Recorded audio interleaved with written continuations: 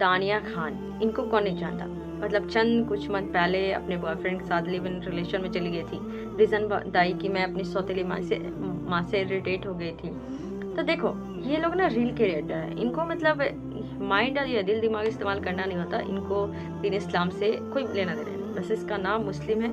और हम लोग को ना इनको गाली दे के या कुछ बोल के कोई फ़ायदा नहीं। ये खुद ही किसी तरह से रिटर्न आई है ना, ये सब जानते हैं। कि चंद 6-7 महीना पहले गई थी बॉयफ्रेंड के साथ लिव इन रिलेशन में रही, जब वो इसको इज्जत दिया नहीं, भाव दिया नहीं, कोई देख लिया कि हिंदू में भी कोई औरत को इज्जत नहीं मिलती, तब ये वापस रिटर्न आ गई और अब अपने बॉयफ्रेंड या एक्स हस्बैंड पे बहुत सारे ब्लेम कर रही है, ब्ला ब्ला ब्ला।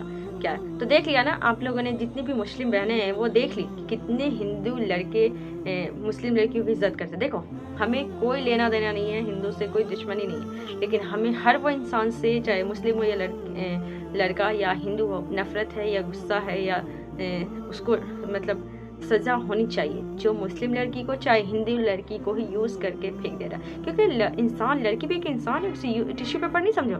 बहुत सारे लड़की को टिश्यू पेपर समझते हैं, और लड़कियां बेवकूफ़ हैं जो टिश्यू पेपर बन भी जाती हैं। उनके पास अपना अकल दिमाग तो है नहीं कि हाँ कब क्या करना चाहिए। बस चंद कोई दो अल्फाज प्यार के बोल क्या दिया कि फिसल गई, अब फिसली तो ज़िंदगी पूरी फिसल गई। लो फिसलते रहो।